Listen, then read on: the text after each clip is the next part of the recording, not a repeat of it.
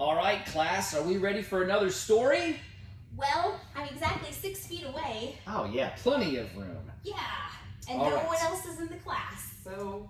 So, the next story is the true story of the Three Little Pigs. I'm so excited. You excited to hear a story? This was one of my favorites. I remember reading this one to my kids when they were little. I've never heard it, so I have no idea. Well, everybody knows the story of the Three Little Pigs, or at least they think they do. But I'll let you in on a little secret. Nobody knows the real story, because nobody has ever heard my side of the story. Wait, are you the wolf? Let me, I'm playing the part of the kids in the class. let me read the story, young lady. Because it wasn't a wolf voice, so I'm a little confused. I am the wolf. Alexander T. Wolf. You can call me Al.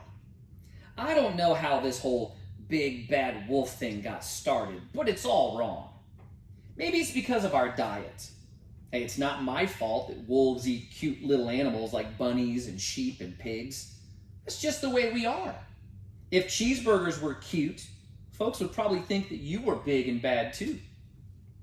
But like I was saying, the whole big bad wolf thing is all wrong. The real story is about a sneeze and a cup of sugar.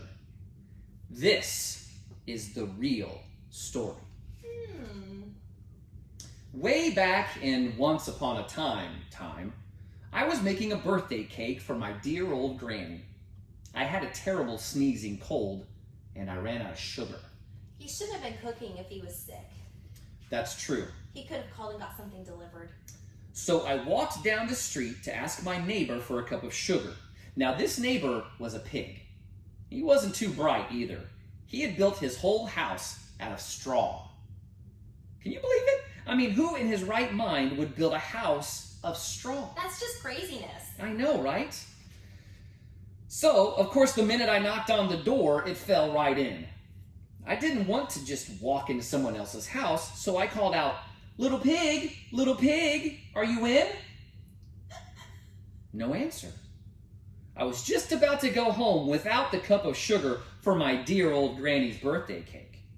That's when my nose started to itch. This feels like a true crime story. I felt a sneeze coming on.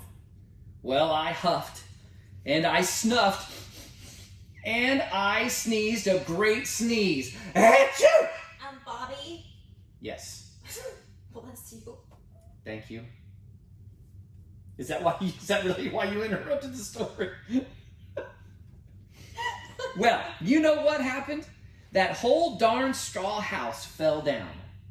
And right in the middle of the pile of straw was the first little pig, dead as a doornail. He had been home the whole time. Well, it seemed like a shame to leave a perfectly good ham dinner lying there in the straw. Oh my gosh! So I ate it up.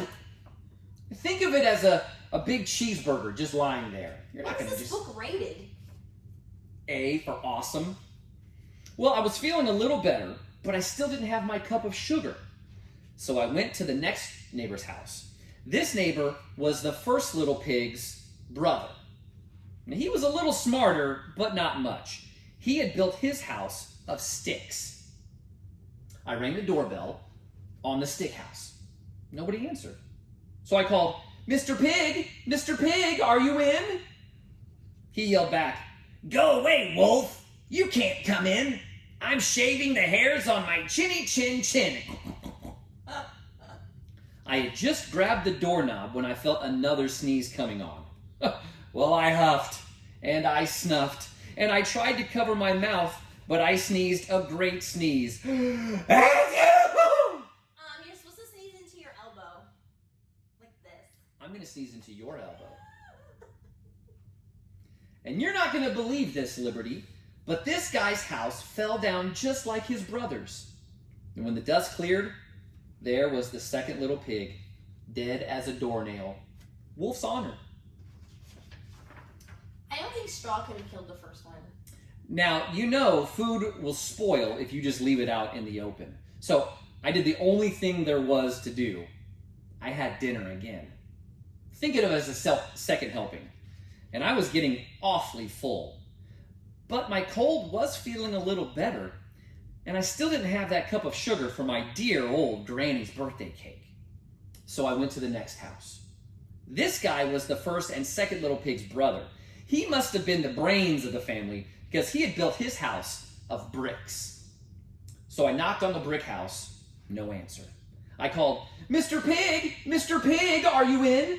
Did you say, "Is this a brick house?" I did not. But do you know what that rude little porker answered? "Get out of here, wolf. Don't bother me again." Talk about impolite. He probably had a whole sack full of sugar, and he wouldn't give me even one little cup for my dear sweet old Granny's birthday cake. What a pig. Because he was a pig that went wee, wee, wee all the way home. I was just about to go home and maybe make a nice birthday card instead of a cake when I felt my cold coming on. Well, I huffed, and I snuffed, and I sneezed once again. Then the third little pig yelled, "And your old granny can sit on a pin." No, he didn't. He did. He said that to me. Now, I'm usually a pretty calm fellow, but when somebody starts talking about my granny like that, I go a little crazy. When the cops drove up, of course I was trying to break down the pig's door. There weren't cops in Once Upon a Time land. And the whole time I was huffing and puffing and sneezing and making a real scene. The rest, as they say, is history. Now, the news reporters found out about the 2 pigs I had for dinner, and they figured a sick guy going to borrow a cup of sugar didn't sound very exciting. So they jazzed up the story with all that huff and puff and blow your house down. What? The media hyped something? Right? And they made me the big bad wolf. And that's it. The real story. Wait, what happened to the last pig? I was framed. But could you maybe loan me a cup of sugar for my dear old granny? But what happened to the last pig? The third pig was fine. He was in his brick house. He was just rude. I don't remember them dying, though. That seems a little tragic. Wait, was I told a different a sugar coat? Well, this is the true story.